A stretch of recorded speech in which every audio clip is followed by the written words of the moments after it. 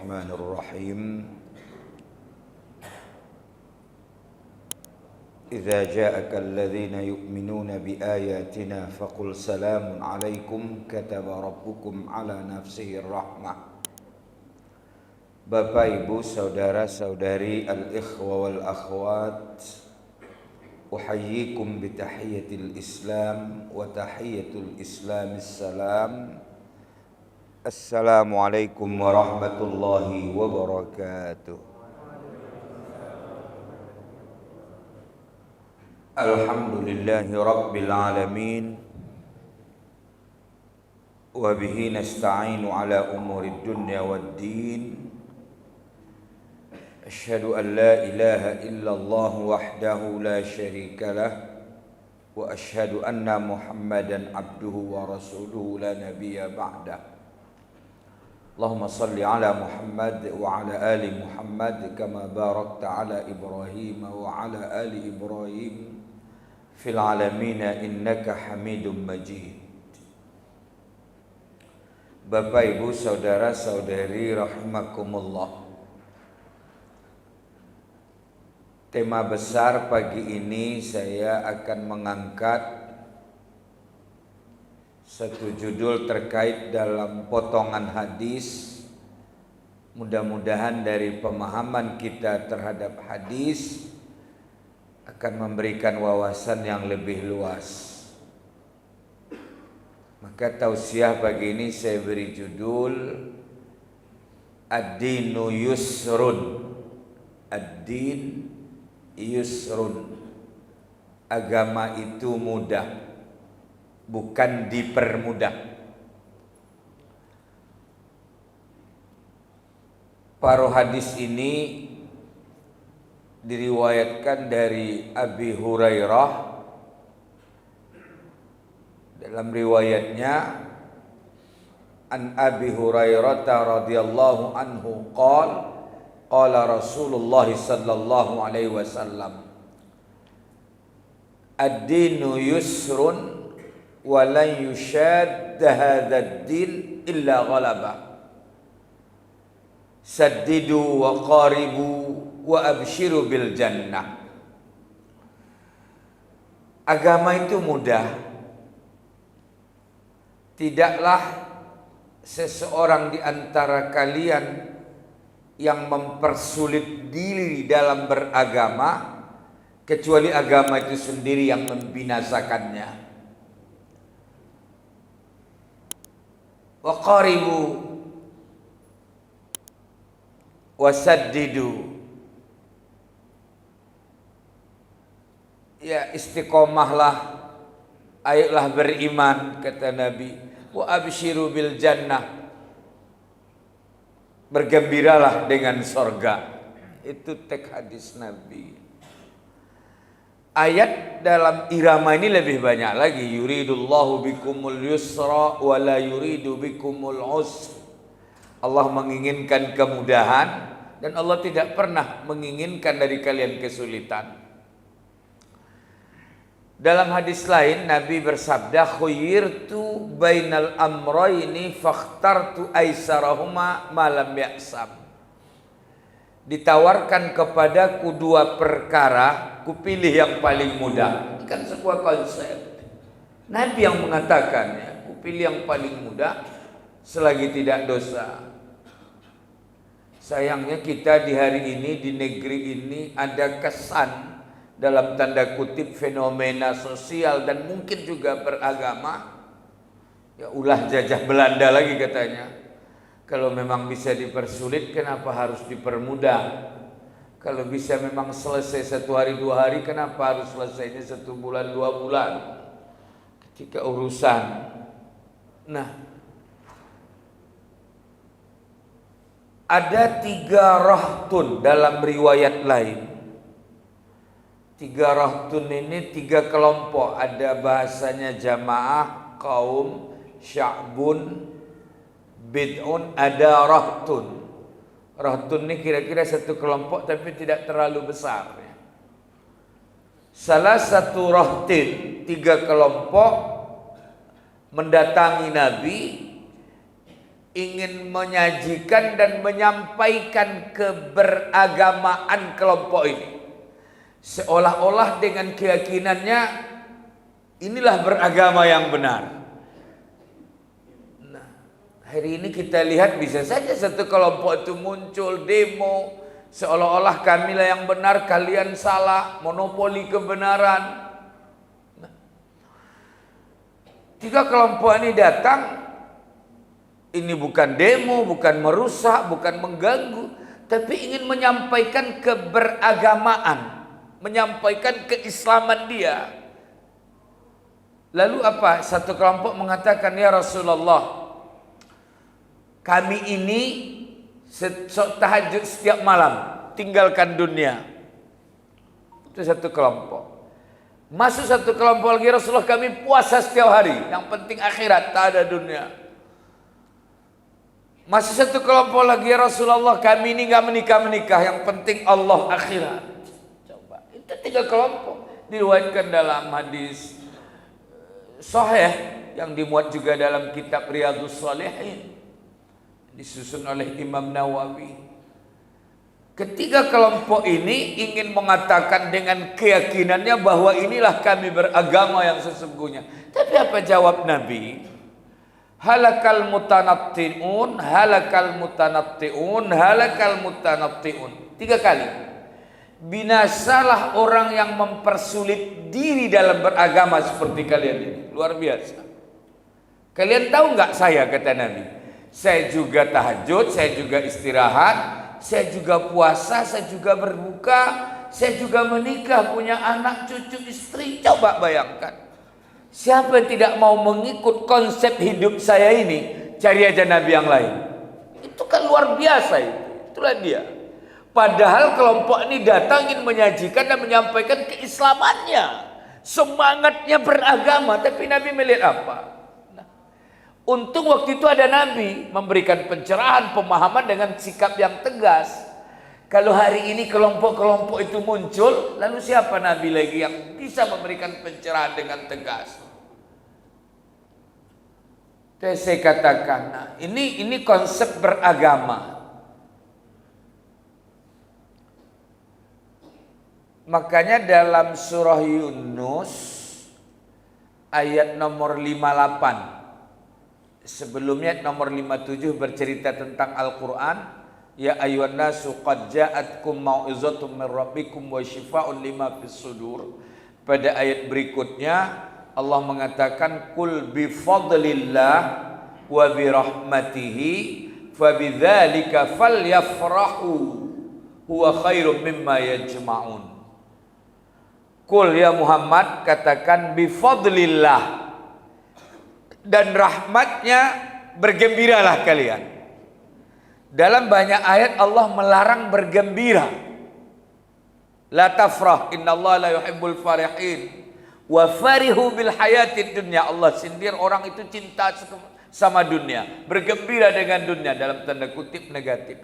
Kecuali pada ayat ini Allah perintahkan, qul bi fadlillahi wa bi rahmatihi fabidzalika falyafrahu. Apa ini maksud fadlullah di situ?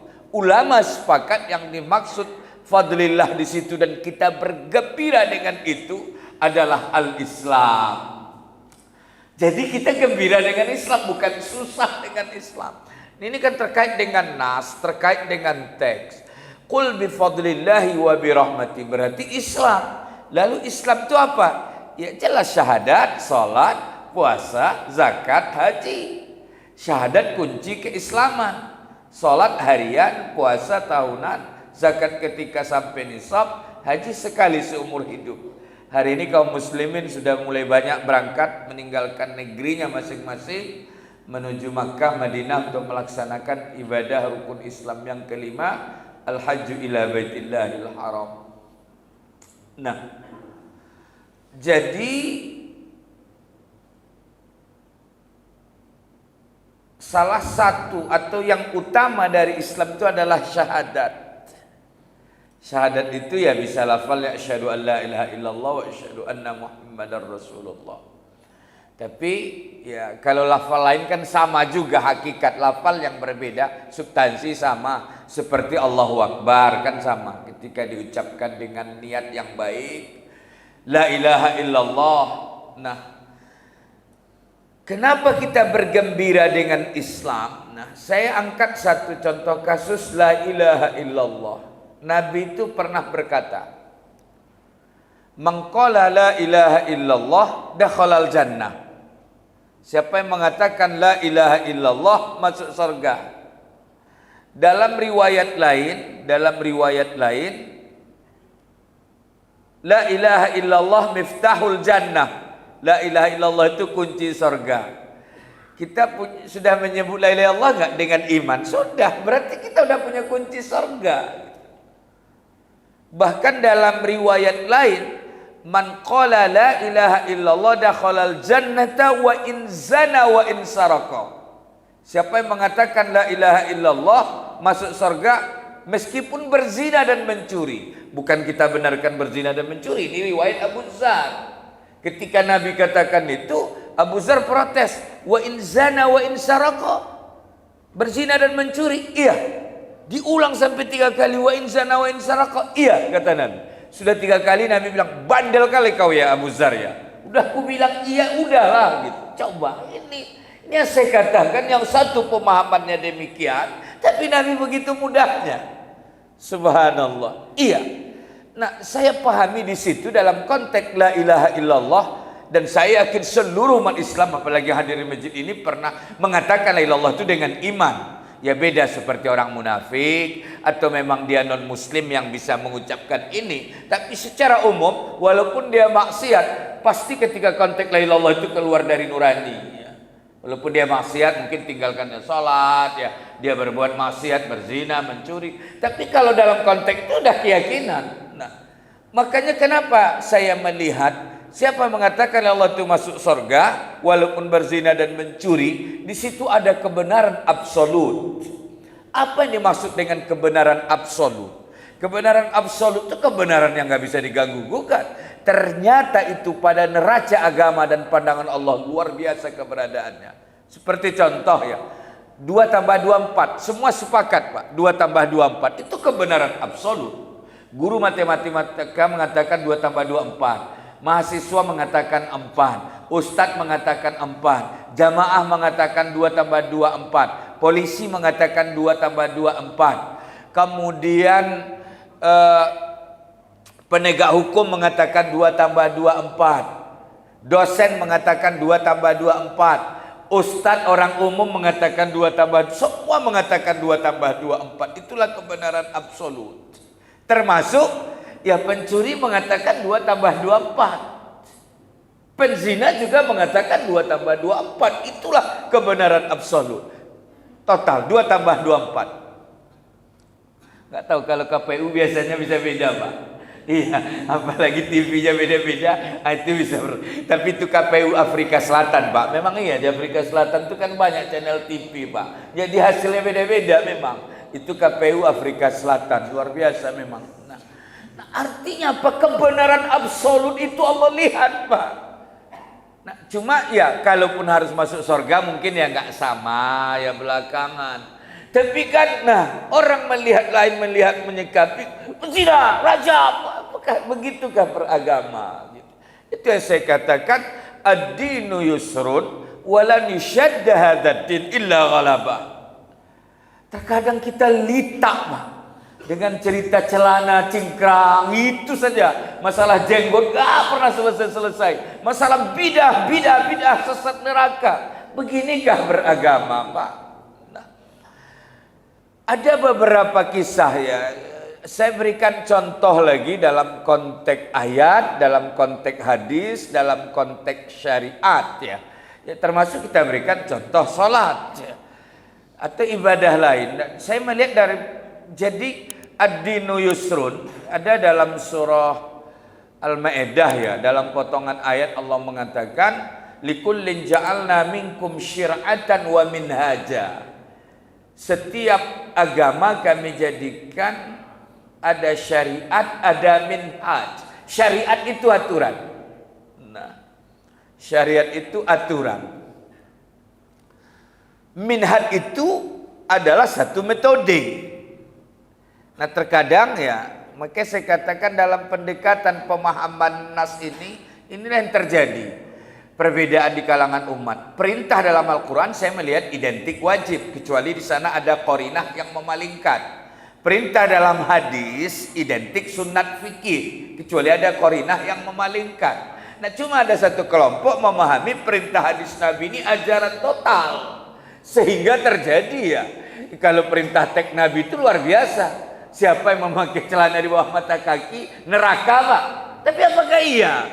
Gara-gara itu aja neraka Pak. Nah, siapa yang cukur jenggot Yahudi, Nasrani, luar biasa.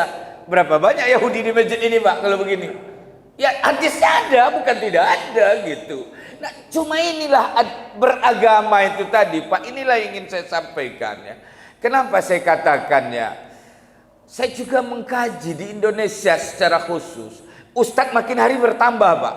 Bahkan dia ada preman penjahat penjara 3 bulan keluar jadi ustadz. Luar biasa. Majelis taklim luar biasa. Majelis zikir banyak. Tapi kenapa umat Islam berkurang Pak? Dulu 90% lebih. Setelah ini terakhir udah berkurang 80. Konon kabar terakhir sudah di bawah 80% lagi.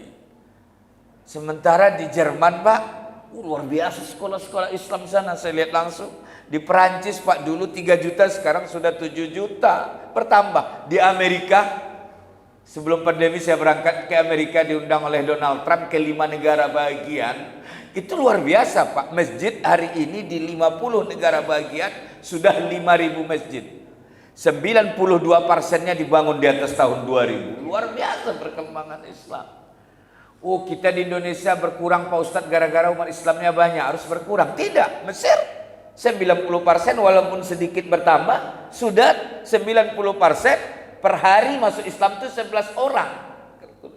Nah ini ada apa sebenarnya? Itu yang saya katakan beragama itu, makanya Nabi sudah antisipasi ad-dinu yusrun walan yushadda hadzal dini illa ghalabah. Nah, saya beri contoh syariat jelas, salat, puasa, zakat ya. Ada hadis dan ini merupakan hadis sahih dan luar biasa Nabi menginginkannya untuk diterapkan, yaitu masalah siwak. Hadisnya laula an asyqa ala ummati la amartuhum bisiwaki 'inda kulli shalah. Kalau bukan beban bagi umatku kuwajibkan siwak, berarti sudah hampir wajib kan. Nah, itu syariat, nggak ada yang beda pendapat Pak, luar biasa. Cuma orang memahami siwak karena Nabi dulu pakai kayu Pak. Kayu apa namanya itu? Dulu ada kayu siwak ya Pak, atau kita yang menamakan kayu siwak. Jangan-jangan di Arabnya ada nama kayunya. Nah itu tadi. Jadi bahkan orang pulang haji biasa itu dikasih Pak ya. Nah tapi kok Bapak nggak ada tadi saya lihat menjalankan syariat itu Pak. Berapa itu? 300 orang lebih nggak ada kita. Padahal nggak ada beda pendapat Pak, NU Muhammadiyah gitu. Itu syariat Pak. Tapi ada juga 1-2 pernah saya lihat, dia sebelum sholat karena indah kulli sholat harus waktu mau takbir. Padahal dari rumah pun dia juga kan mau sholat sama. Gosok gigi, ada bersiwak begini. Ada juga kawannya nggak bawa Pak, lupa dipinjamkan, digunakan kawan. Saya pula sebelahnya Pak Ustadz mau gitu, nggak usah kau aja lah yang menjalankan syariat, saya bilang. Nah, terakhir dia yang kusuk sholat itu Pak, saya tak kusuk sampai selesai Pak. Teringat terus pinjam itu Pak. Nah itu tadi, itu syariat. Tapi yang saya inginkan situ ada medhat. Apakah harus dengan kayu? Lalu apakah harus ketika mau takbiratul ihram? Bapak ibu saya semua 5 menit atau setengah jam sebelum subuh kita ke kamar mandi, kita gosok gigi Pak. Kenapa itu tidak syariat? Kenapa itu tidak siwak?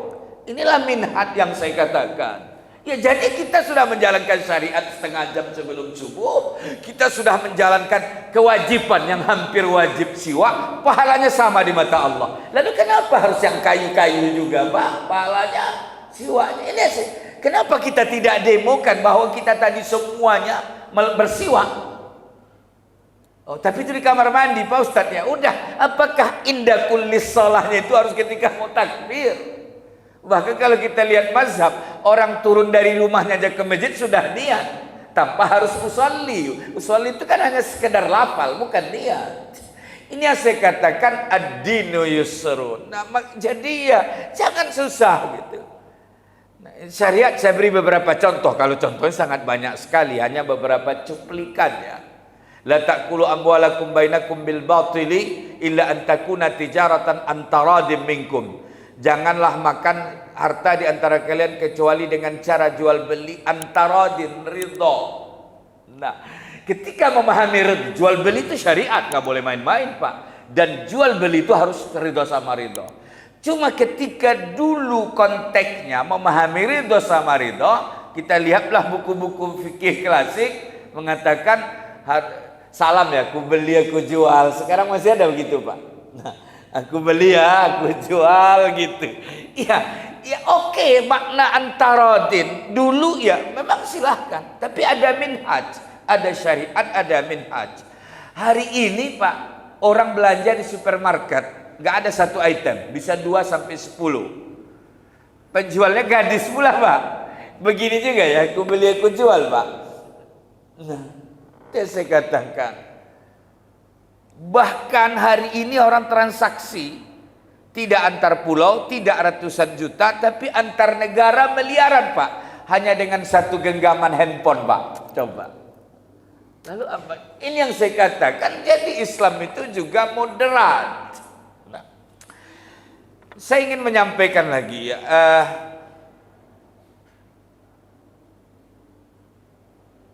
Dulu ya, tapi dulu sih saya juga dikritik banyak gitu. Saya bukan setuju maksiat. Dulu ada sweeping di TV, kita lihat mau Ramadan gitu. Ketika itu saya berpikir, ini saya bukan setuju maksiat yang dia apa itu. Oh, ini bukan beragama, saya bilang, sweeping seperti ini. Tapi ketika itu saya diserang oleh jamaah banyak-banyak gitu. Ya kalau sekarang harus udah lain cerita Pak. Kalau sekarang bukan yang maksiatnya hilang Pak, tukang sweepingnya sudah habis Pak, nggak ada lagi. Nah, kalau dulunya kan, kalau sekarang udah nggak ada pengaruh lagi, saya bilang. Gitu. Ya. Saya bilang bukan begitu beragama, tapi betapa jeleknya Pak. Oh ini Islam, masuk berita-berita luar negeri Pak. Tapi masyarakat sebagian mengatakan, Pak Ustadz inilah pejuang agama. Di saat polisi tak berdaya, waduh, mereka lah penegakkan hukum. Ini yang saya katakan pemahaman. Ya wallahu alam. Ada sebuah kisah menarik, beberapa kisah di masa Nabi ya. Di masa Nabi itu ada anak muda datang, dia berpacaran di pinggir kota bersama wanita, lalu sadar dia pacaran tapi tidak berzina. Dikejarnya Nabi, melapor. Nabi sebelahnya Umar. Ya Rasulullah, aku dah berdosa pacaran di pinggir kota. Apa kata Nabi?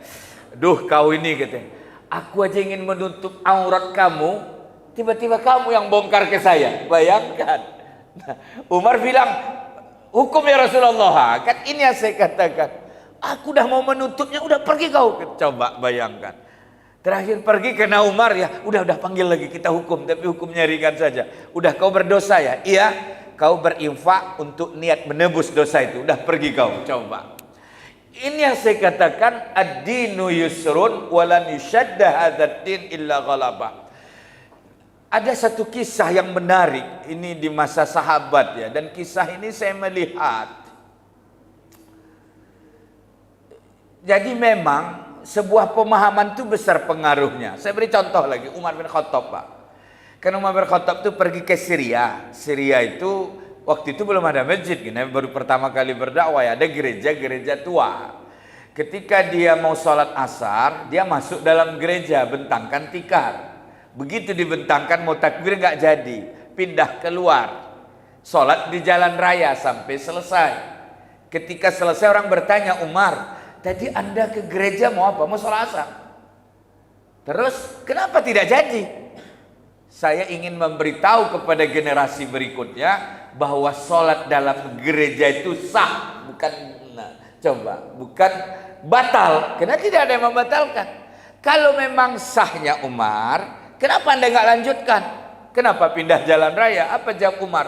Saya juga ingin memberitahu umat manusia ke depan bahwa sholat dalam gereja bukan lebih baik daripada sholat di jalan raya. Nah ini tadi Pak. Kalau sempat terjadi hari ini tokoh masuk gereja Pak, sholat, udah di demo, udah berhenti dia jadi ustadz selama-lamanya Pak. Subhanallah. Ini al-fahmu, pemahaman yang utuh terhadap beragama itu Pak. Itu saya katakan. Ada satu kisah yang menarik, dan kisah ini pelajaran betul bagi saya dalam konteks beragama. Tentunya ini judul yang besar, tidak bisa kita angkat bahagian-bahagian yang sangat luas ya. Paling contoh-contoh persiap.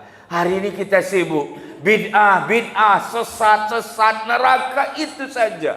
Apakah ini kebodohan Pak? Atau memang iya kebenaran mutlak, kita yang salah? Atau memang itu keyakinan dia, atau kepura-puraan dia, atau ianya itu bagian dari orang lain untuk mengacau umat Islam Pak, dengan cara begitu, sehingga susahnya kita beragama Pak. Bahkan saya melihat kita ini sudah masuk surga sebenarnya Pak. Makanya saya sudah sampaikan pada pertemuan yang lalu, beberapa bulan yang lalu ya, ada 4 fase kehidupannya. Makanya dalam Al-Quran itu alladzina amanu wa amilus shalihat, orang beriman dan beramal soleh lahum jannat. Ayatnya lebih dari 200 kali dalam Al-Quran. Beriman rukun iman, wa amilus sholihat rukun Islam. Udah. Makanya seorang tua datang kepada Rasul, ada satu riwayat bapak-bapak, ada satu riwayat laki-laki, ada satu riwayat ibu-ibu. Ya Rasulullah, aku ini orang kampung, aku ini orang bodoh, aku ini orang sederhana, aku ini orang gak punya status sosial. Cuma yang kupunya adalah beriman dengan Allah, beriman dengan Rasul, malaikat, dan hari kiamat. Aku sholat, puasa, zakat, haji kalau ada uang. Yang haram kuharamkan secara umum, yang halal kuhalalkan. Famali ba'du, apa yang Allah berikan? Dakhaltal jannata in sadaqta. Anda masuk surga kalau benar melakukan itu. Sederhana saja. Jadi saya katakan kita sudah masuk surga, dan kita harus husnuzon Pak. Nggak boleh suuzon. Karena kalau suuzon satu jengkal, Allah satu hesta. Nah, terkadang saya lebih, ya bukan cemburu ya, agama tetangga itu kan semua malah lebih husnuzon. Tuhan Bapak di sorga, nggak ada neraka, cuma sorga aja Pak. Nah, kita sudah punya kunci sorga Pak. La ilaha illallah miftahul jannah. Tapi kenapa neraka terus gitu. Nah, jadi saya katakan ya, kita bukan sombong, tapi husnuzon Pak. Wajib kita ini min ahlil jannah. Karena Allah mengatakan la ilaha illallah. Jadi sebenarnya kita hanya disuruh transit saja Pak. Pak, sebelum saya lanjutkan, jangankan saya katakan beragama itu mudah. Saya mengatakan hidup itu pun mudah. Bayangkan, hidup itu kan lebih utama. Kalau orang nggak hidup kan nggak ada juga beragama. Jangankan beragama itu mudah, hidup ini mudah. Contohnya apa? Allah yang berkata kok, Allahu yuhyi wa yumit. Allah yang menghidupkan, Allah yang mematikan dalam banyak ayat. Nah, kita beri contoh dalam konteks yuhyi. Ibu bapak ada nggak yang merencanakan dulu lahir dari rahim siapa? Bapak ibu begitu lahir diasuh oleh seorang wanita, ibu tahu nggak siapa yang mengasuhnya itu? Begitu sudah mulai remaja, keliling-keliling, menghirup udara, oksigen dari Tuhan tanpa ada racun, siapa yang mengatur? Begitu udah mulai dewasa, dia cari seorang wanita menikah. Setelah menikah, dia kepingin punya menantu, punya cucu. Ya, setelah itu umurnya 60, 70. Setelah itu mati, ya selesai. Ya, kalau yuhyinya mudah, kenapa susah kali yumitnya, matinya Pak? Sama aja kan? Allahu yuhyi wa yumit. Saat dia mati, ya sudah mati gitu. Kita kan hanya pindah alam saja Pak. Toh kita nanti ada sarapan bergembira, nanti pindah ke alam barzah lebih enak lagi Pak. Sarapannya enak, rampasannya ada, tanpa dipersiapkan. Mana yang lebih enak sebenarnya? Ini pakai masak lagi, pakai uang lagi belinya. Itu yang saya katakan, jadi Allahu yuhyi wa yumit. Sederhana saja sih sebenarnya hidup itu. Kalau udah mati ya udah habis masanya. Makanya terkadang hidup ini betul-betul pilihan ya. Jadi betul-betul kita memahami beragam. Jadi nggak usah takut kali mati Pak. Makanya ada tafsir mengatakan ya, Allah mengatakan apa? Innal ladzina qalu rabbunallahu tsumma istaqamu tatanazzalu alaihimul malaikatu alla takhafu. Jangan takut, itu minal maut. Wala tahzanu, tidak berduka cita dari dunia Pak. Gagal dia politik, gagal bisnis kan. Ya sudah gitu. Maka hidup ini sederhana, tapi betul-betul punya sikap. Nah, saya kalau boleh saya beri sebuah contoh ya. Jadi kita ini hidup seperti melewati satu taman. Dalam perjalanan 200 meter, Kiri kanan itu taman, bunga. Kita disuruh berjalan, lalu kita disuruh mengambil satu bunga yang paling cantik menurut kita dan nggak boleh dua.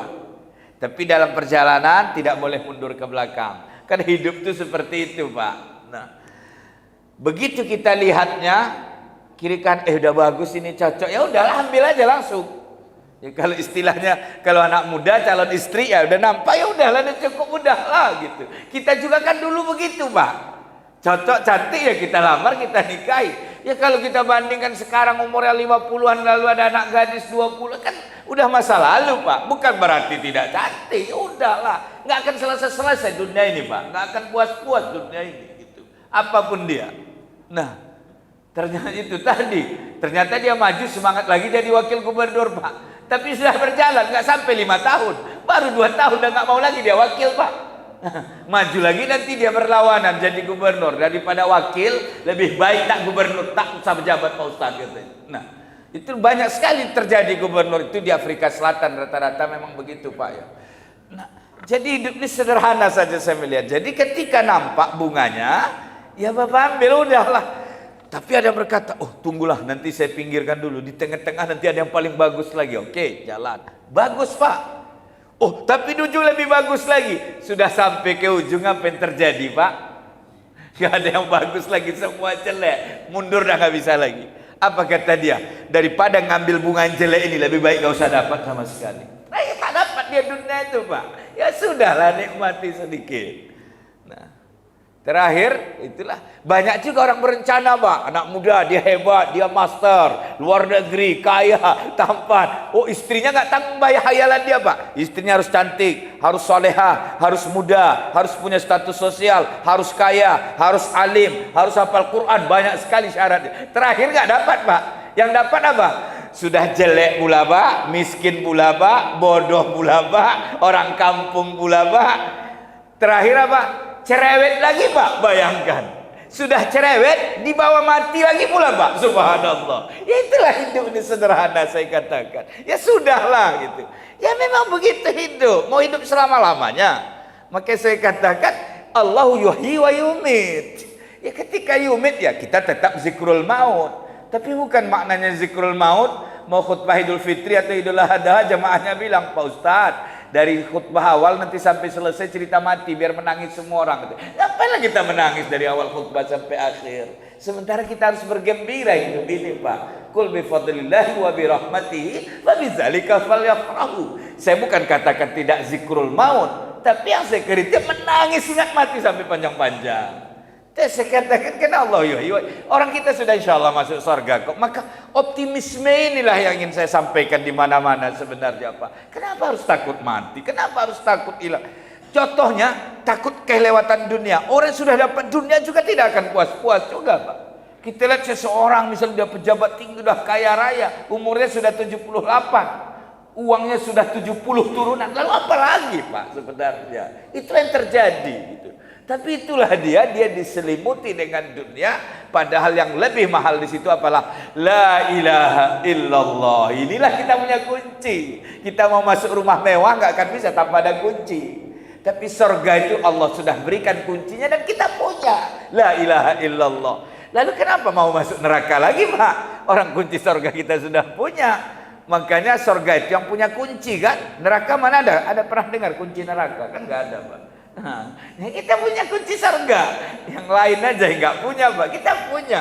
Jadi apalagi yang mau tahu? Nah, udahlah di dunia ini tak cantik-cantik kali istrinya apa semua, begitu mati dapat lagi istrinya aja, Pak. Lebih cantik lagi dan muda selama-lamanya, Pak. Bayangkan, saya tidak menyebut di surga, Pak. Di alam barzakh saja sudah dia dapatkan kenikmatan yang amat dahsyat itu. Contohnya kalau kita anggap tidur seperti orang mimpi, betapa nikmatnya, Pak. Ada orang mimpi di satu malam itu 9 jam, Pak. Dari jam 8 malam sampai jam 5 pagi dia tidur. Tapi mimpinya enak. Begitu dibangunkan dia marah. Baru ku tidur kau bangunkan. Ternyata apa, Pak? Dia mimpi dari 9 jam itu sudah 17 kali menikah, Pak. Gonta-ganti TV. Pas yang ke-18 kali mau akad dibangunkan. Marah dia. Baru aku tidur kata dibangun. Karena udah mau akad ini. Nah begitulah kenikmatan pasca kematian. Saya tidak menyebut surga Pak, itu sudah luar biasa. Begitu mati, masuk di alam itu sudah begitu Pak. Makanya sampai kata Nabi itu ya, kebahagiaan orang mukmin di alam barzah itu sampai mereka juga berkumpul, mereka juga bercanda. Nggak tahu ya pengajian subuh atau tidak. Di situ kan nggak ada subuh lagi Pak, nggak ada lagi minggu lagi. Itu dimensi kita. Sampai mereka berkumpul bercanda dan mengatakan, ayo kita rame-rame sambut, si fulan sudah datang. Sampai begitu Pak, si fulan sudah datang, bercandanya. Jadi nggak dia menikah dulu sama si Anu? Dulu kayaknya bertunangan, betul nggak? Sampai begitu nikmatnya Pak. Mana yang lebih nikmat itu daripada hidup bersama seperti ini Pak? Nah cuma sayang ya, selalu pendekatan kita pendekatan materi. Dan materi itu tidak apa-apa. Ternyata Al-Quran banyak sebut kok, wa mal hayatud dunya bil akhirati illa mata'. Kenikmatan dunia dibanding akhirat hanya sedikit sekali Pak. Subhanallah. Ini yang saya katakan orang cerdas itu al-kaisu mandana nafsahu wa amila lima ba'dal maut. Dulu saya ingat sebelum saya PNS dan saya banyak ketemu orang yang belum PNS. Nikmat sekali jadi PNS itu Pak Ustaz. Luar biasa. Tapi saya banyak ketemu orang yang sudah jadi PNS, semua mengeluh semua Pak. Nah coba bayangkan. Karena kalau lebih enak bukan jadi PNS, lebih enak jadi orang mutakin Pak. Wa may yattaqillah yaj'al lahu makhraja wa yarzuqhu min haitsu la yahtasib. Siapa yang bertakwa Allah berikan jalan keluar dan Allah beri rezeki yang tak disangka. Nah, jadi orang mutakir rezeki tak disangka. Tapi kalau PNS itu disangka semua, Pak. Itulah bedanya, Pak. Nah, tinggal menunggu waktu aja. Nah, tapi itu PNS Afrika Selatan, Pak. Ya, kalau PNS Indonesia saya rasa tidak lah. Itu di Afrika Selatan itu memang kacau balau dalam sistem apanya, Pak. Itu tadi Nah, jadi ya kembali saya pahami, ini saya sentilan atau sentuhan terhadap beragama secara umum ya. Makanya saya tidak menyebut banyak spesifik, saya juga tidak menyebut banyak contoh kasus, tapi saya juga tidak menyebut nama kelompok sehingga selamat dari sisi delik hukum. Nah, ada seorang sahabat namanya Abdullah bin Huzafah As-Sahmi. Ini sahabat. Makanya memang harus kita pahami juga fikih kehidupan para sahabat yang beragam itu, Pak. Lalu bagaimana Nabi mengajarkan ilmu kepada mereka dan memberikan pemahaman. Ya. Nah, Abdullah bin Huzafah As-Sahmi dulu ada dua kekuasaan besar dunia namanya Persia dan Romawi. Persia dan Romawi. Ketika Persia berkuasa, Rasul utus Abdullah bin Huzafah As-Sahmi.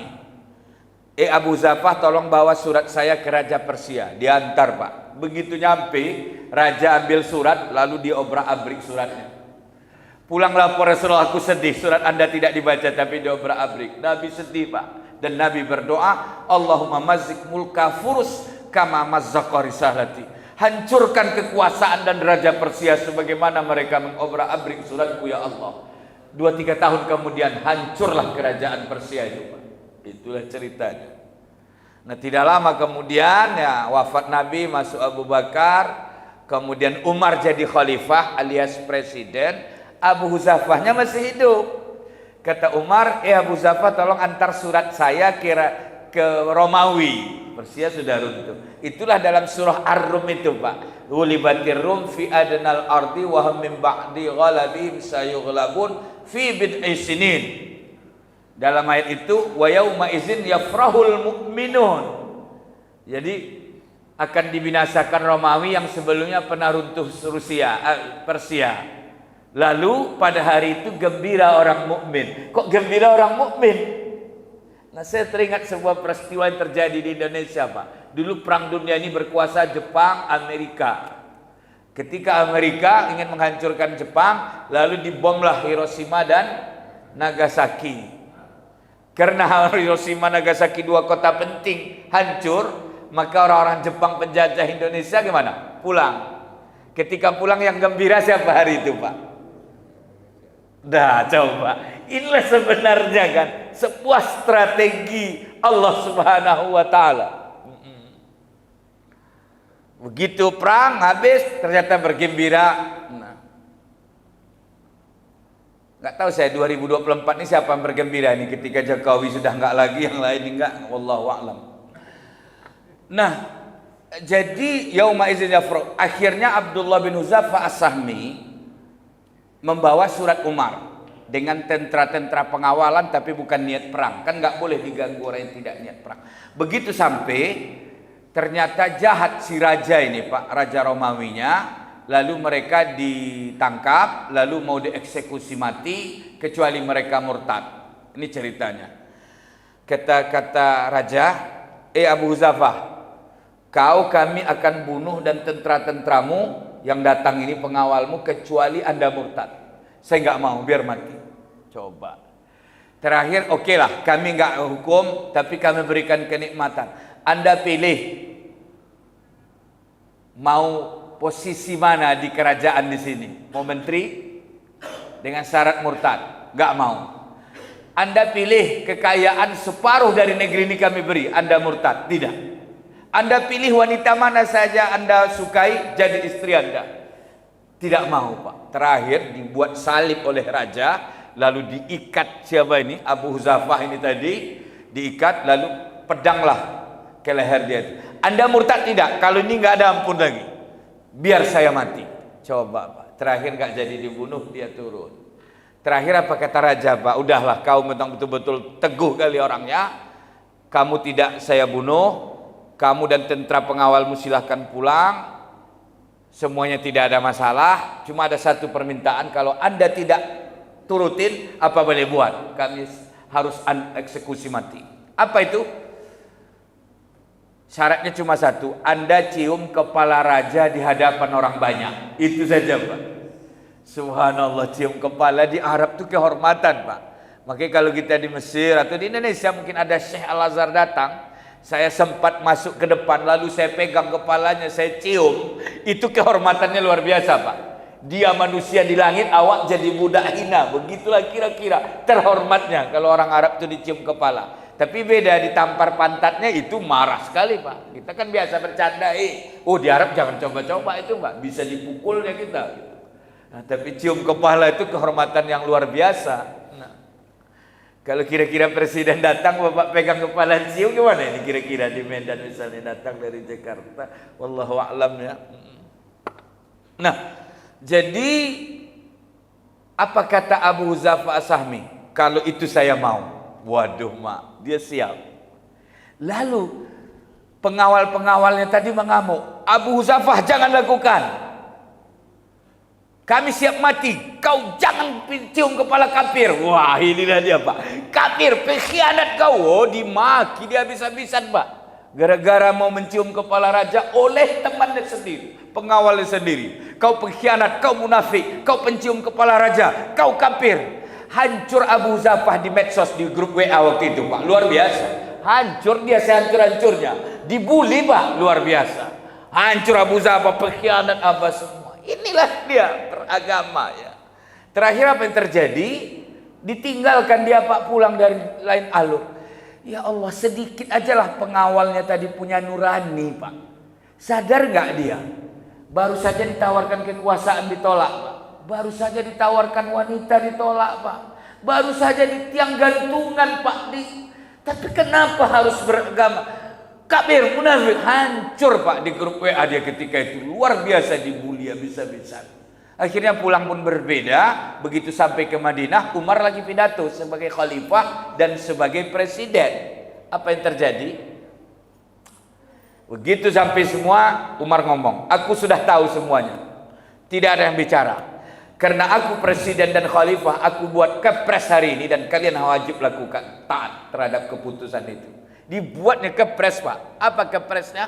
Yajibu ala kulli muslimin an yuqabbila ra'sa Abi Hudzafah wa ana awwalu man yuqabbilu.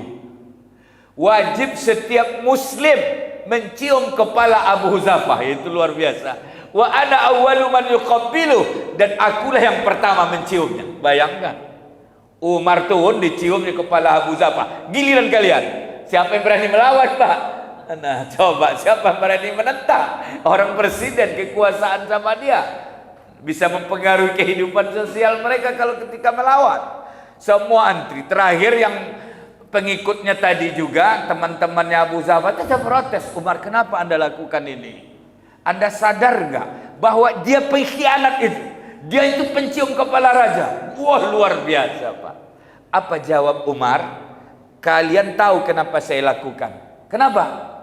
Gara-gara Abu Huzafah mencium kepala raja, nyawa kalian selamat semua, tidak dibunuh oleh raja.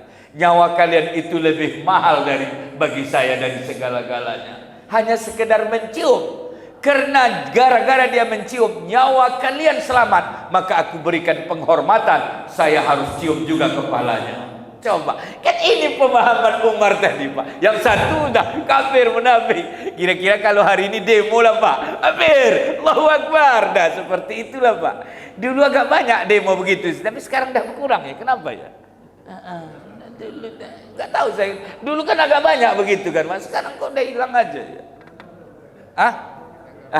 Iya, dulu semangat, tapi begitu keluar dari istana kok udah gak ada lagi, Pak. Ada yang begitu dulu kan. Maksud saya istana Afrika Selatan itu kan banyak orang-orang timur sana. Begitu dia keluar kok udah apa saja gitu. Nah, ini yang saya katakan. Ini sebenarnya membela Islam atau bahagian dari, itu yang saya katakan. Udahlah, kamu kita udah masuk surga, kita menahlil jannah, absyiru, gembiralah, ya sudah, bertakwalah, istiqomahlah, selesai masalah sebenarnya. Tapi kenapa kok kesannya susah sekali beragama? Itu terjadi di masa Umar loh dah. Andai kata Umar tidak hidup waktu itu, apa yang terjadi, Pak? Mungkin kita termasuk membulinya Abu Zafah juga di grup-grup sosial, Pak. Luar biasa dosanya kita ketika menemui Allah, dan akan dipertanggungjawabkan. Dia masuk surga gara-gara kesalahan kita, Pak. Wallahu a'lam. Ini gak terasa masih banyak materi yang ingin saya sampaikan, tapi lebih kurang sudah 1 jam. Saya cukupkan saja. Aku qouli hadza wa astaghfirullah li wa lakum. Wassalamualaikum warahmatullahi wabarakatuh. Waalaikumsalam warahmatullahi wabarakatuh. Terima kasih kepada Ustaz yang sudah memberikan pencerahannya kepada sangat membuat menjadi imun bertambah. Banyak tadi yang disampaikan Ustaz. Fal yafrahu, jangan sampai pusing-pusing lagi. Ternyata dulu di zaman Abu Bakar, seperti disampaikan Ustaz, ada grup WA juga ya. Kita buka sesi tanya jawab 1 atau 2 pertanyaan. Silakan. Tapi itu nggak usah tanya, ada WA-nya itu nggak usah tanya itu. Nah,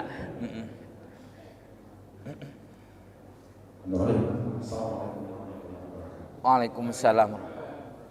Terima kasih Ustaz. Saya jadi teringat dengan ayat Allah yang menyatakan wa taqumu ummatu yad'una ila khair wa ya'muruna bil ma'ruf wa yanhauna 'anil munkar. Pertanyaan saya di sana bahwa kita juga selain menampilkan yang ma'ruf, dituntut juga untuk wa yanhauna 'anil munkar. Pertanyaan saya, Ustaz, di zaman Rasulullah seperti apa konsep itu dilakukan? Wa yanhauna 'anil munkar. Karena agak sulit juga kalau itu kita abaikan, karena itu perintah. Pertanyaan yang kedua, menurut Ustaz sendiri, per hari ini yang sesuai di negara Pancasila ini seperti apa konsep wa yanhauna 'anil munkar, sehingga kita juga tidak ingin Islam ini menjadi dibully. Bahkan pernah saya sampaikan bahwa kita ini dianggap selalu intoleransi, padahal kita punya sikap bersama yang luar biasa. Bahkan per hari ini, kalau kita umat Islam ini kejam, sudah banyak non-muslim yang mati, Ustaz. Tapi dalam berbagai front, justru selalu muslim yang kalah di negeri ini, Ustaz. Mau apa lagi diminta? Seperti apa lagi lembutnya umat Islam yang diharapkan ini? Assalamualaikum warahmatullahi wabarakatuh.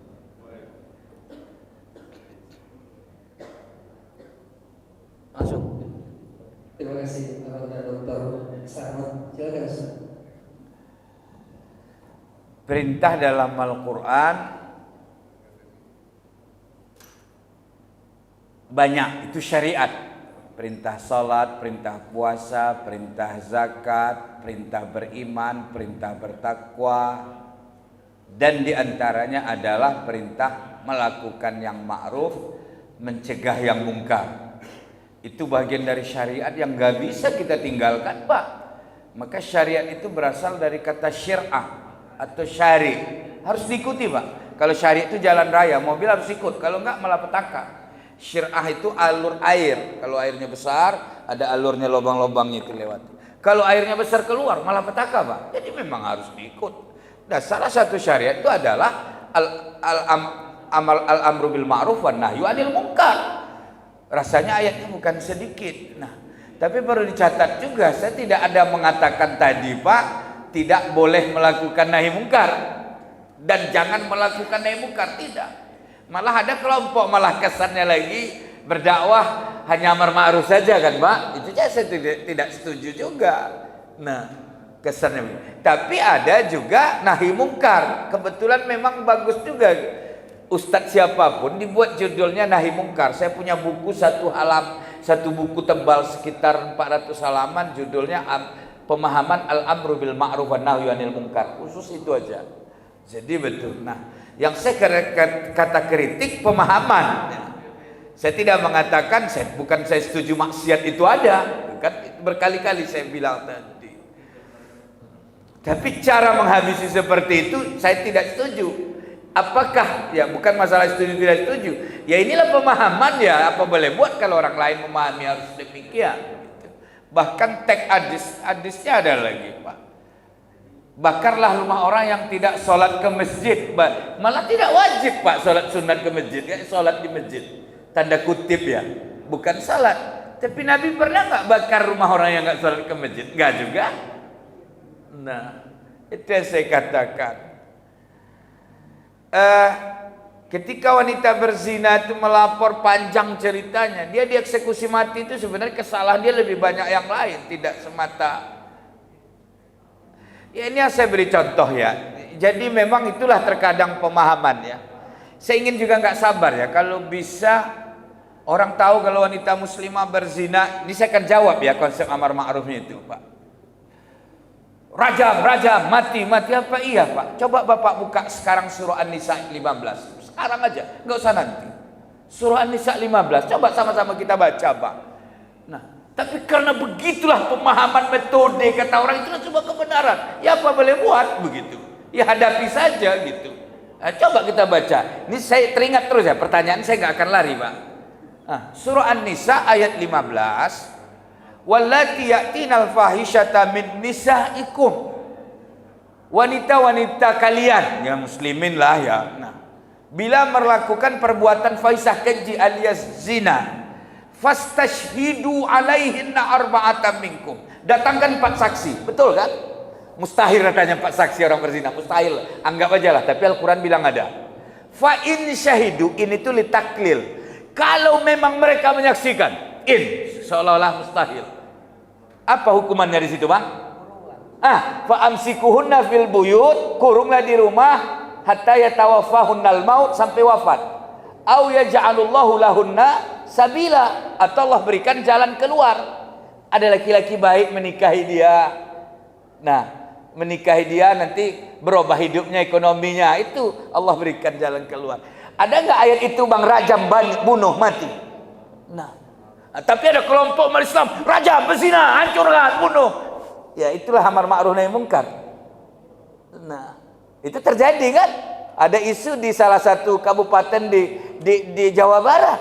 Dianggap MUI-nya berzina, demo Pak, berjubah-berjubah, rajam, Allahu wazir. Padahal tidak adanya, isu fitnah saja. Yang iya saja itu Al-Quran mengatakan. Di otak Bapak Ibu rajam nggak sebelum-sebelumnya? Tapi ayatnya tidak. Yang benar mana, Pak? Yang benar yang banyak orang juga, bukan Al-Quran ya, begitu Bang ya.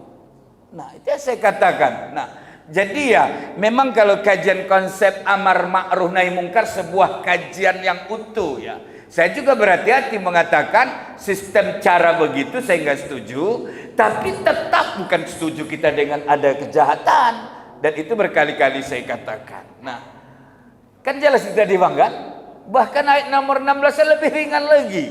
Kan betul kan? Tapi maunya rajam juga. Memang Islamnya mau begitu aja sebenarnya Pak. Nyatanya dakwahnya nggak berkembang juga. Tidak juga, malah bubar pun lagi dia Pak. Nah, itu yang saya katakan. Dua kelompok besar negeri bubar. Yang satu kelompok bid'ah saja udah diharamkan di 16 negara Islam di dunia ini Pak.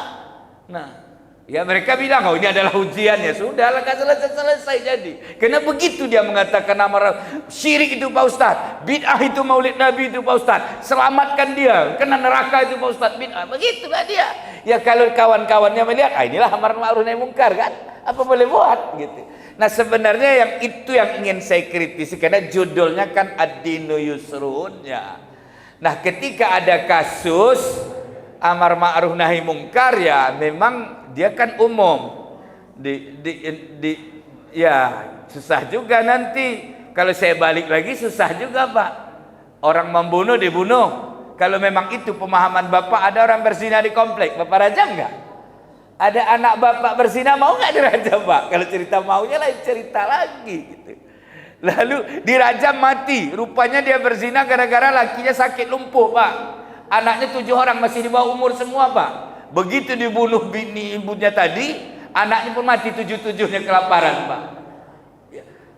Ini Ustaz ini membolehkan berzina. Siapa yang membolehkan berzina Pak? Haram Pak, dosa besar Pak. Apalagi kalau judulnya itu gitu kan. Ini yang saya katakan sebenarnya. Nah ini kan mau Ramadan, ada buka-buka ini maksiat, sweeping apa semua. Tertutup nggak yang di sweeping itu Pak? Nah kan itu satu tadi. Berubah nggak dia Pak? Terus kenapa sweepingnya mau Ramadan saja Pak? Amar ma'ruf nahi mungkar mau Ramadan aja Pak. Nah, jadi panjang lagi ceritanya. Jadi ketika ditanya bagaimana metode, ya belum lagi apa yang disebut dengan mungkar itu sendiri dengan tingkatannya. Makanya ada hadis. Ini konsep umum, nggak bisa juga dibawa kepada kasus. Man ra'a minkum mungkaron. Kita nggak udah bahas lagi ma'ruf. Man ra'a minkum mungkaron falyughayyirhu biyadihi. Ubah dengan tangan. Banyak tafsir tangan ini. Nah, kekuasaankah? Kemudian ini yang saya katakan stop. Aduh mak, jadi makna tangan jangan diartikan juga keras Pak ya gitu kan. Oke saya katakan. Nah, falyughayyir biyadihi, nanti saya akan beri contoh lain juga pemahaman. Dengan di stop, jangan berlanjut kejahatannya itu sebenarnya. Maka ada tafsir juga, pencuri itu potong tangan. Koto'a bahasa Arabnya tidak peserta meta potong fisik Pak. Kalau dipotong tangan, ini masih bisa tanda tangan Pak. Dipotong juga ini bisa juga tanda tangan Pak. Jadi nggak selesai gitu. Makanya putuslah mata rantai kejahatannya itu. Nah, ini kan sebuah pemahaman. Lalu kita bilang ma'ruf nahi mungkar itu tarik juga koruptor potong tangannya, apa ya harus begitu juga? Nah, apa kena emosi dan bunuh saja? Ya Islam juga ada Pak. Ada aturan mencegah amar ma'ruf nahi mungkar dengan tangan. Wa man lam yastati, ada mengatakan dengan tangan tadi kekuasaan. Ya banyak tafsir lah, berarti caranya udah nampak satu. Jangan main kasar sendiri, ambil kekuasaan. Nah, itulah makanya Bapak pilihlah orang yang berkuasa yang melakukan amar ma'ruf nahi mungkar. Nah begitu saya sudah bilang pilih itu Pak Ustadz, waktu kampanyenya mau Pak Ustadz, tapi begitu dah duduk dia yang melakukan mungkar Pak Ustadz, kan nggak selesai lagi pertanyaannya, panjang lagi. Nah itu yang saya katakan, waktu kampanye ya, begitu dah duduk tidak lagi Pak Ustadz. Jadi masalah lagi akhirnya harus yang saya jawab itu tadi. Tapi kata Bapak pilih dia yang melakukan, yang bisa mencegah itu tadi. Yang kedua, faman lam yastati, siapa tidak mampu, fabilisani. Nah, inilah dia ngomong. Saya tidak menyebut oh itu ustadz fungsinya. Mana ada ustadz disebut di situ? Fabilisani muslim. Nah, kemudian fabiqalbihi, ya inilah iman kan itu tadi. Nah, kita sebutkan dalam konteks kerukunan ya. Nabi itu perang membunuh orang kafir banyak Pak. Coba. Kalau cerita itu sudah selesai ketika perang judulnya. Tapi Nabi juga menyuapkan Yahudi yang buta tetangganya Pak. Betul nggak? Nah itu kan ajaran. Ya kadang-kadang tidak siap apa saya sampaikan karena kondisi sosial yang dihadapi. Tetangga saya kafir penjahat Pak Ustadz. Nah, kan itu yang jadi masalah sebenarnya. Oke, saya setuju saja orang yang menghinakan Quran, bakar Quran apa semua. Tapi Nabi dituduh majnun Pak, sahirun. Nabi kok nggak pernah bunuh gara-gara itunya Pak. Nah, tapi dia bunuh gara-gara Allahnya perang iya. Makanya Imam Ali, iya, Imam Ali dalam satu riwayat Nabi Muhammad kan pernah lagi perang. Alinya terkapar diambil Yahudi pedang. Man yaksimuka min hadzal saif? Siapa yang menyelamatkan kau hari ini? Ali udah gak bisa percaya, dengan kuat dia mengatakan Allah. Ternyata kekuatan Allah itu luar biasa Pak. Nah, pingsan terjatuh Yahudi lemas, lalu Ali ambil pedang. Siapa yang menyelamatkan kau sekarang Yahudi? Gitu. Bunuh kau gitu. Yahudi pala dia, diludahinya supaya satu-satu. Begitu diludahinya, Ali lemparkan Pak. Gak jadi dibunuh. Kalau kita udah begitu diludahin makin apa Pak? Nah, terakhir dilemparkannya Pak. Pergi dia. Penasaran Yahudi. Ali tunggu. Apa lagi? Aku mau membunuh Anda tidak jadi. Lalu Anda mau membunuh saya. Kenapa nggak jadi? Karena Anda ludahkan saya. Makin cepatlah kata Yahudi tadi. Tidak. Aku Muslim. Disuruh melakukan amar ma'ruf nahi mungkar, membunuh orang dalam perang apa semua. Tapi nggak boleh salah. Kenapa? Kenapa rupanya? Saya takut kalau Anda saya bunuh tadi bukan karena Allah lagi, tapi karena engkau ludahkan saya. Nah, coba. Daripada saya salah aku tinggalkan. Nah, di mana di situ melarang amar ma'ruf nahi mungkar? Nggak ada kan Pak? Nah, terakhir Yahudi tadi masuk Islam. Kalau begini ajarannya luar biasa. La ilaha illallah Muhammadur Rasulullah. Jadi pejuang Islam dia Pak. Nah, ini yang saya katakan. Ini kan susah kalau sistematik judul besar bagaimana konsep nahi mungkar. Lalu wah nggak mungkin perkaranya besar saya. Kan saya sentilan-sentilan pemahamannya itu Pak. Nah, jangan karena kita, jangan karena saya pun saya bunuh Pak. Kalau udah begitu Pak, udah capek awak udah habis darah itu Pak. Nah begitulah kira-kira. Nah saya takut juga nih, tolong diedit nanti saya bunuh itu nanti kan. Takutnya kawan direkamnya pula itu kan. Ustadz Zuri, bunuhlah dia. Diedarkannya pula banyak Pak. Ditutup Allahu Akbar, udah hancur saya. Kenapa ke Allahu Akbar ditutupnya Pak? Ini kan pejuang Islam semua banyak. Makanya saya minta tolong diedit nanti itunya kan. Karena diterima bunuh dia. Nah, padahal kan bukan itu ceritanya kan. Pakai Allahu Akbar itu tadi ditutup, itu jadi masalah. Buat hancur saya itu di situ. Coba kalau nggak pakai Allahu Akbar nggak apa-apa. Nah, jadi makanya konsep amar ma'ruf, bahkan sampai ada kajian Pak, haram melakukan mungkar ketika melahirkan mungkar yang lebih besar lagi. Bayangkan. Sampai makanya memang fikih amar ma'ruf nahi mungkar boleh juga lah ustadz sekali diundang, ustadz yang lain yang ahli memang fikih atau apa bisa dia kaji. Nah, lalu bagaimana konteksnya? Di masa Nabi juga terjadi Pak ya. Ini kenapa orang kafir ini begini ya Rasulullah? Kenapa begini? Rasul juga banyak mengatakan sabar, sabar. Terkenal ya kepala munafikin di Madinah itu namanya Abdullah bin Ubay bin Salul. Luar biasa Kenapa? Umar bilang bunuh aja dia ya Rasulullah. Jangan, coba. Sampai begitu kan? Jangan gitu. Nah, ini yang saya katakan. Nah, terakhir kan mati dia Pak. Anaknya menangis. Sahabat Nabi ini. Tolonglah sholat ke Rasulullah. Rasul sholat kan Pak. Munafik ini terakhir turun ayat. La tusalli ala ahadim minhum mata abadan wala takum. Jangan sholatkan lagi. Sahabat bukan aku loh dah yang nggak mau. Allah larang. Nah, baru. Tapi sahabatnya tetap baik dengan Nabi. Nah, jadi apakah Nabi tidak melakukan mungkar di situ?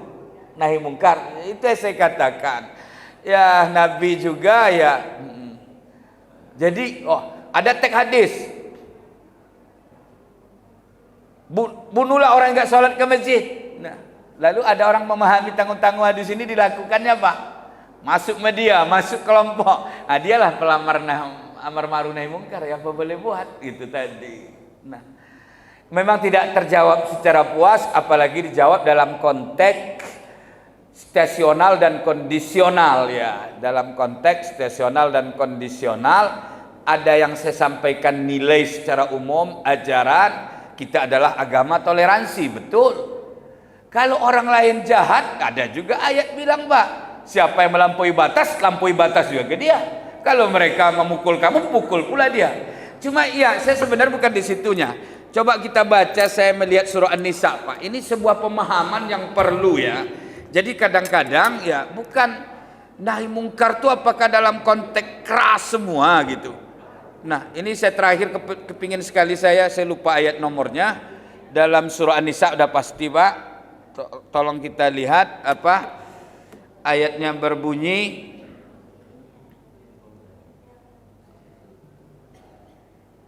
Ini dia, Pak. Tolong baca, Bang. Tolong surah An-Nisa ayat nomor 34.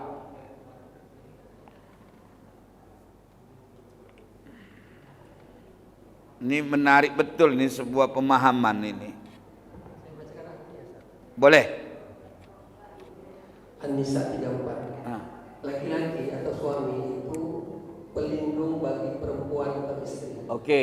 Karena Allah telah melebihkan sebagian mereka atas sebagian yang lain. Iya, dia kuat fisiknya apa semua. Terus? Dan karena mereka atau laki-laki itu telah memberikan nafkah dari hartanya. Oke, laki-laki beri nafkah. Maka perempuan-perempuan yang soleh adalah mereka yang taat kepada Allah dan menjaga diri ketika suami tidak ada. Oke. Karena Allah telah menjaga mereka. Oke.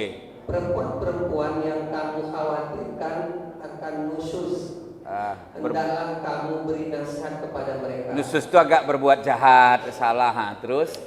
Hendaklah kamu beri nasihat kepada mereka. Nasihat 1, 2. Tinggalkanlah mereka di tempat tidur. Mungkin gara-gara biologis bisa berubah. 3. Dan kalau perlu pukullah mereka. Kenapa pukul-pukul, Pak? KDRT bisa ditangkap semua, Pak, suami yang memukul. Nah, jadi Pak Ustadz maunya apa? Ayatnya fadribuhunna kan?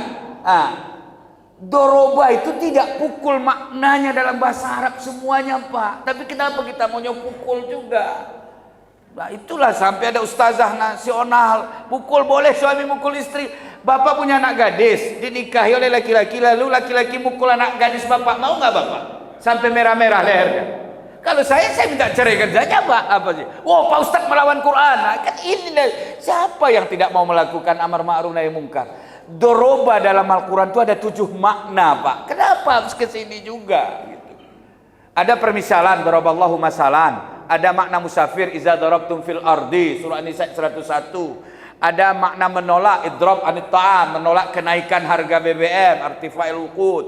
Kemudian bisa juga maknanya membunuh. Lalu istri kenapa kok pukul, Pak? Ada hak bapak laki-laki memukul istri? Nggak ada, Pak. Sedikit pun tidak ada hak memukul. Tapi kenapa terjemahannya memukul, Pak? Nah, jadi akhirnya ini yang saya katakan. Ya karena itu ya inilah amar ma'ruf nahi mungkar. Pak Ustadz nggak ada urusan sini. Ini istri saya, aku lagi beragama sekarang. Nahi mungkar dia udah mulai mau jahat ini. Apa iya? Nah, kan itulah pemahaman. Seolah-olah itulah kebenaran. Punya banyak pula dia orang pakai Allahu Akbar, udah hancur kita, Pak. Dia benar jadinya. Padahal saya dengan otak saya nggak setuju. Saya makna fadribu itu harus pukul. Bertentangan dengan ajaran yang utuh. Nabi sendiri nggak pernah pukul istrinya. Nah, kemudian KDRT lagi, Pak. Nasional sekarang heboh isu. Jadi itu yang saya katakan. Ya sudah, kalau nggak mau kan bisa ada cerai. Itu hukum. Nah, hal-hal seperti ini yang saya katakan, jadi sama sekali ya syariat amar ma'ruf nahi mungkar. Tapi saya belum masuk ke spesifik. Ketika babnya nahi mungkar betul-betul harus kajian yang utuh, komprehensif, disampaikan oleh pemateri oleh banyak orang. Itu yang saya katakan itu tadi. Nanti dalam konteks amar ma'ruf nahi mungkar negara kita saja lah. Aceh punya ingin sendiri juga kan. Nyatanya nggak jalan juga. Nah, ini yang saya katakan kalau kita melihat situasional dan kondisional. Nah, dibuatlah juga. Bukti di Aceh nggak ada juga hukuman mati kan? Maksudnya membunuh dibunuh itu nggak ada juga. Hanya sekedar hanya zina, hanya dicambuk. Apa iya seperti itu, Pak? Lalu yang lainnya mana Islamnya? Makanya ada universitas Islam. Apa bedanya dengan universitas lain? Ini juga kajian, Pak ya. Ada I-nya Islamnya.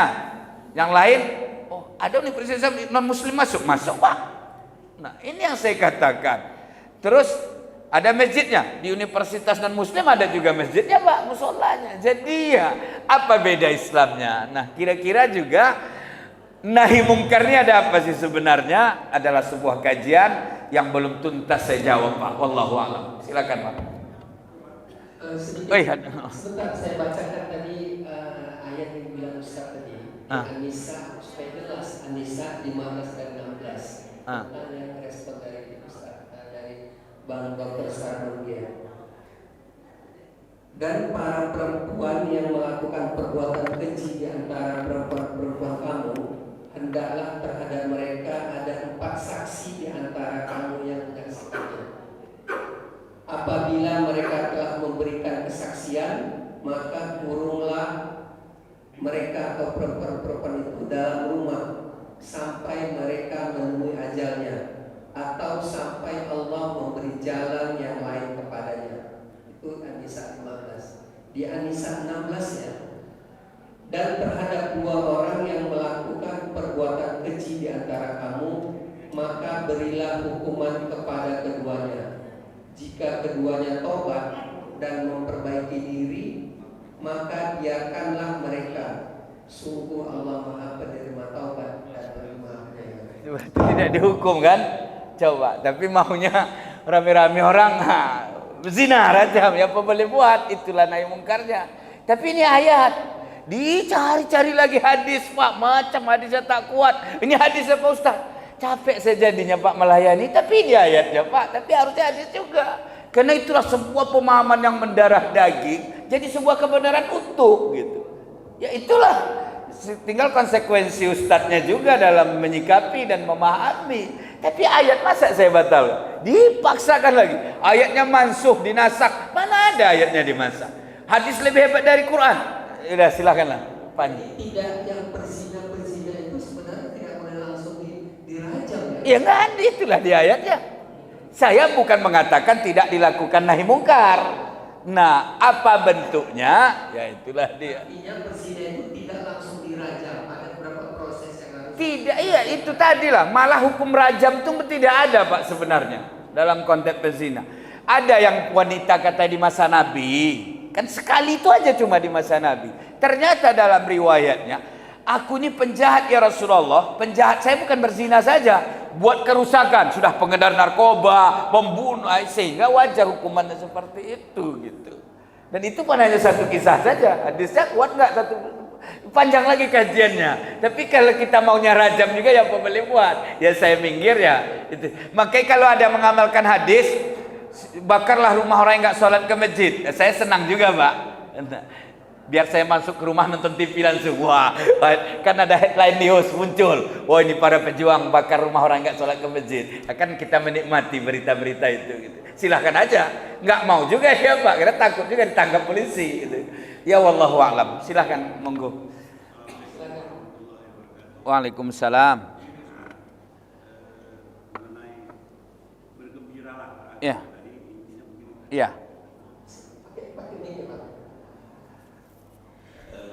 Bergembiralah dan bermudah. Saya melihat bahwa kenapa justru terjadi perbedaan pendapat ataupun khilafiyah dalam agama. Mudah salah ucapan saya. Bisa jadi apa itu bagian dari azab, Pak Ustaz. Kenapa? Karena Rasul sendiri bilang perpecahan itu azab. Benar, Ustaz? Ya, betul Pak. Jadi kami ini makmum dari umat Islam ini justru lebih enak, mudah beragama, bergembira dalam beragama. Pasti kita senang. Tapi mudah-mudahan saya katakan lagi bahwa kami mudah-mudahan anggapan saya salah. Apakah perbedaan itu, pendapat itu kan datangnya dari para yang memahami agama lebih dari para makmum. Siapa mereka? Para ahli agama. Atau dengan berat hati saya bilang para ulama. Nah, mulainya dari mana perbedaan agama? Penafsiran itu berbeda datang dari mana? Dari para ahli agama. Jadi kalau para makmum mengikuti para ahli agama dengan satu instruksi, dengan satu perintah, bahwa melakukan satu ibadah seperti ini, semua para ahli agama satu pendapat, kami yang makmum ini pasti bergembira. Tidak ada lagi perbedaan pendapat, tidak akan berkelahi, tidak akan bunuh-bunuhan, tidak akan tujuh-tujuan. Tapi masalahnya kenapa mereka yang menguasai agama ini datang dari mereka? Jadi berarti ada sesuatu yang kita lihat tidak terlaksana. Yang saya katakan tadi, mudah-mudahan anggapan saya salah, bahwa ini bagian dari jangan-jangan azab dari Allah. Kenapa? Ya, kalau para ahli agama berbeda pendapat, ketika duduk, mereka duluan yang bergembira, para ahli agama. Kenapa kita buat 11? Kenapa harus kita buat 21? Bertarawih. Kenapa harus pakai kunut? Kenapa harus tidak pakai kunut? Nah, keluarnya satu pendapat untuk para ulama, tentu ini kan menyenangkan umat, menyenangkan dalam beragama seperti Pak Ustaz bilang tadi, mempermudah dalam beragama. Tapi ini kan tidak, gara-gara tidak ada satu pendapat, asik berbeda, bahkan terpecah belah. Yang satu menuding ini bid'ah, yang satu bilang tidak. Akhirnya umat yang tadi mau mudah, mau gembira, malah stres sendiri. Nah, ini saya satukan pertanyaan saya tadi Pak Ustaz, apakah ini betul atau tidak? Kedua, masalah sulbi Pak Ustaz. Masalah? Sulbi. Ini memang agak rumit untuk membahasnya. Kenapa? Kebetulan saya dari disiplin ilmu hukum. Kenapa terjadi? Itu saya analisis. Ternyata mereka sebenarnya sudah memberi pemberitahuan, bahkan pakai surat.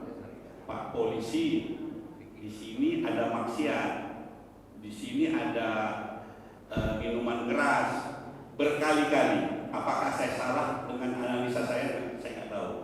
Tapi ternyata tidak ditegakkan hukum yang harusnya tegak. Nah, ini agak rumit. Tapi yang pasti, kalau kita contohkan dengan 212 peristiwa Ahok kemarin, itu lebih dahsyat sebenarnya. Kalaulah lolos hukuman penegakan hukum terhadap penistaan Al-Maidah 51, saya tidak bisa bayangkan. Kenapa? Karena dia punya latar belakang yang kalau kita pelajari, loloslah dia tidak ditegakkan hukum, dia itu punya sebuah buku yang dia karang, yang ujung-ujungnya komunis, ateis. Bayangkan kalau dia sempat menjadi gubernur waktu itu dan dipersiapkan menjadi presiden, itu sudah pasti. Dia sampai sekarang bahkan itu dia dipersiapkan jadi presiden. Kita nggak bisa bayangkan sekarang bagaimana keadaannya. Tapi akibat 212, akhirnya semuanya terkunci, terhalang, katakanlah bukan terkunci. Dan posisinya sampai sekarang masih terkunci. Kita nggak tahu apa usaha mereka untuk menjadikan dia menjadi pemimpin di Indonesia. Jadi itu saya rasa memang rumit Pak Ustaz. Tapi terima kasih Pak Ustaz mengingatkan, jangan sembarangan untuk melakukan sulfing karena bukan tugasnya. Hanya saja saya hanya mau menginformasikan pengalaman saya sendiri.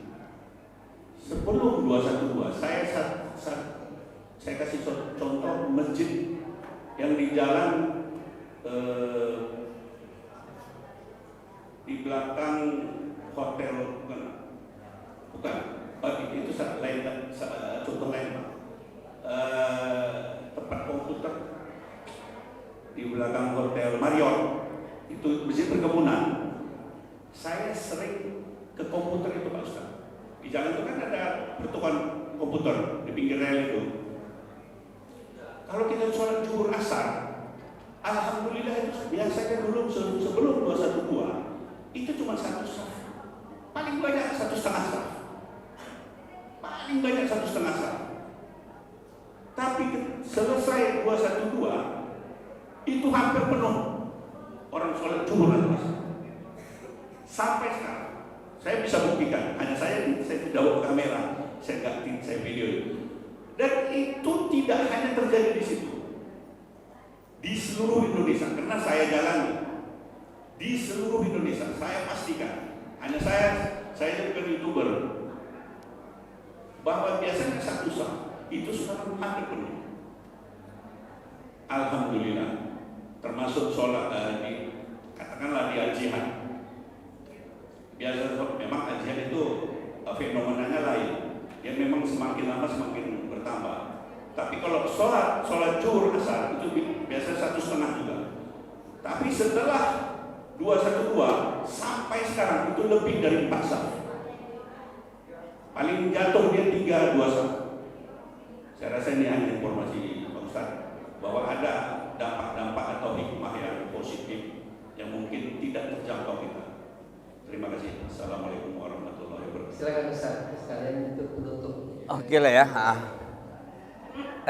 Yang jelas saya memberikan dengan kemampuan sebuah pemahaman ketika mengkaitkan satu kasus tertentu. Memang teramat sulit ya ketika kajian lalu kita angkat habis-habisan kasus tertentu. Makanya saya tidak ada menyebut nama tadi dalam konteks kasus sebenarnya, karena kajian Islam ini universal Pak. Itu tadi susah. Ceramah saya Ramadan selalu banyak bertanya, Pak Ustadz, kenapa awal Ramadan rame masjid, akhir sepi?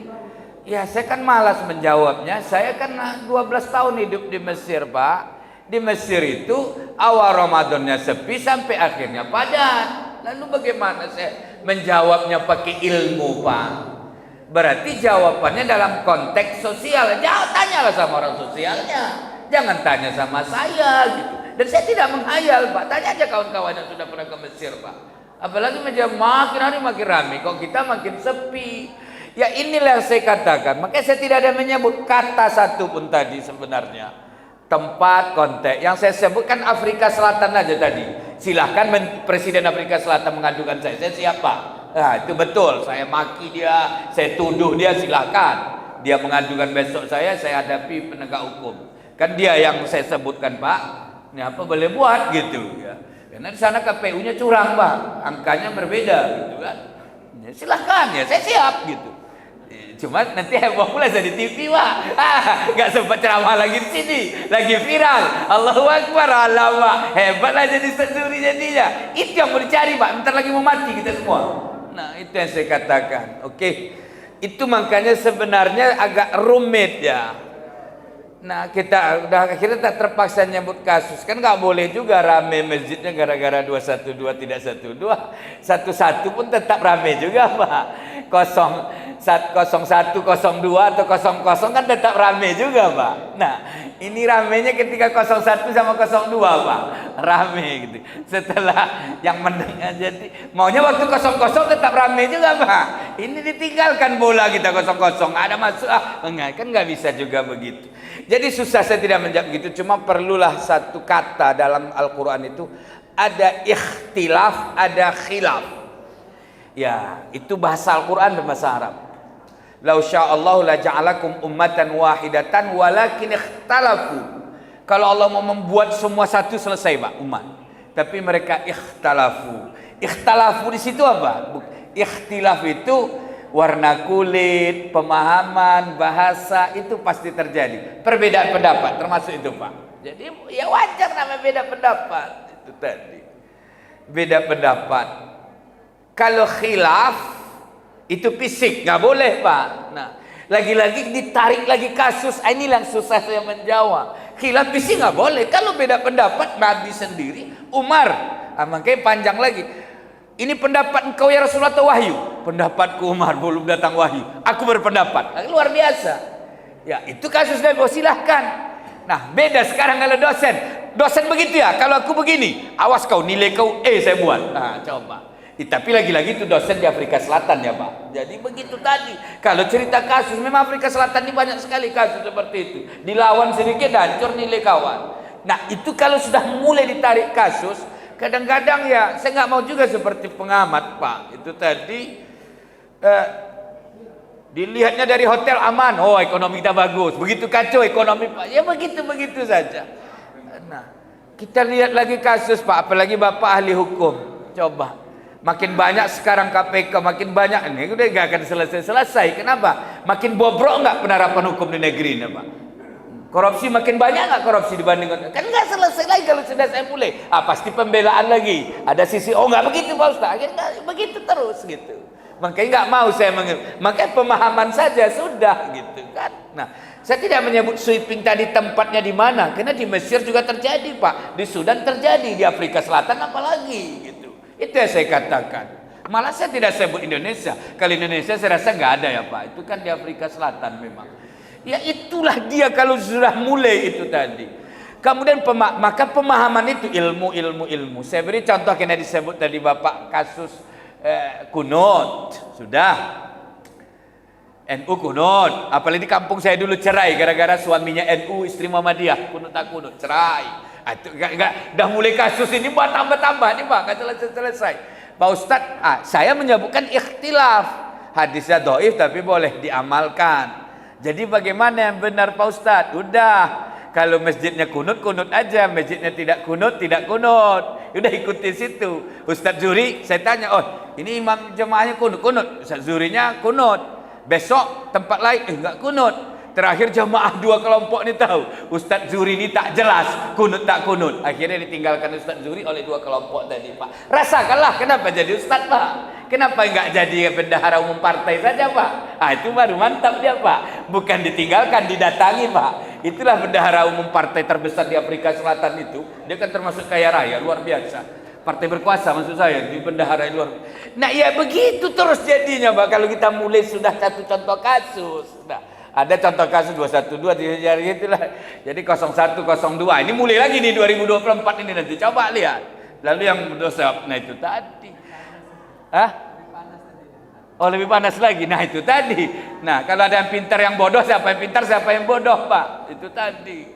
Nah dulu nggak panjang jadinya kalau udah dimulai ke situ. Oke maaf Pak ya. Jadi itu tadi kalau cerita kasus saya nggak mau juga sebenarnya berargumentasi menang kalah. Nggak begitu sih sebenarnya Pak. Jadi kalau cerita fakta, nah saya kepingin pemahaman itu aja sedikit aja, nggak muluk-muluk Pak. Nggak ada, itu terlalu jauh kali apa semua. Ya sudah begitu gitu. Sebuah pemahaman yang utuh. Sini nggak tahu nih tersinggung pula nanti nggak. Ada nggak membidah-bidahkan di sini Pak? Nanti celana cingkrang lah, kemudian maulid Nabi bidah ada di sini, saya nggak tahu. Nah, itu untung saya nggak menunjuk tapi di tempat lain habis ceramah dikejarnya lagi saya Pak, dilawannya lagi saya Pak, sudah. Nah, saya bilang silahkan tak mau maulid, tak mau apa, tapi jangan bidahkan orang lain, itu tadi. Itu terjadi di Batam Pak. Nah, tapi ini jangan di Batam. Ada satu masjid memang orang NU dibidah-bidahkan terus oleh satu kelompok. Terakhir satu kelompok itu buat acara Pak, dilempar oleh orang itu semua. Ini nggak benar ini, masa melempar-lempar orang beribadah? Pak Ustadz, diam aja Pak Ustadz. Kenapa? Kami lempar nih, kami udah capek dibidahkan kuat. Biar tahu orang bubar jadi Pak. Terakhir gimana? Ya sudah. Enggak benar kata Bapak, tapi ketika Bapak kena begitu Bapak lempar juga, udah terus saja jadinya. Ya ini hal-hal seperti inilah. Ikhtilaf silahkan beda pendapat, tapi khilaf tidak. Wallahu alam. Sama ijtihad itu pemikiran, jihad itu fisik. Dua-duanya ada Pak. Tapi ketika ilmu ya ijtihad, ketika perang ya jihad. Wallahu alam. Ini yang dapat saya sampaikan, dan terakhir kita tutup dengan doa. Allahumma firil muslimina wal muslimat wal mu'minina wal mu'minat al ahya'i minhum wal amwat. Rabbana atina fid dunya hasanah wa fil akhirati hasanah wa qina adzabannar. Walhamdulillahi rabbil alamin. Wassalamualaikum warahmatullahi wabarakatuh.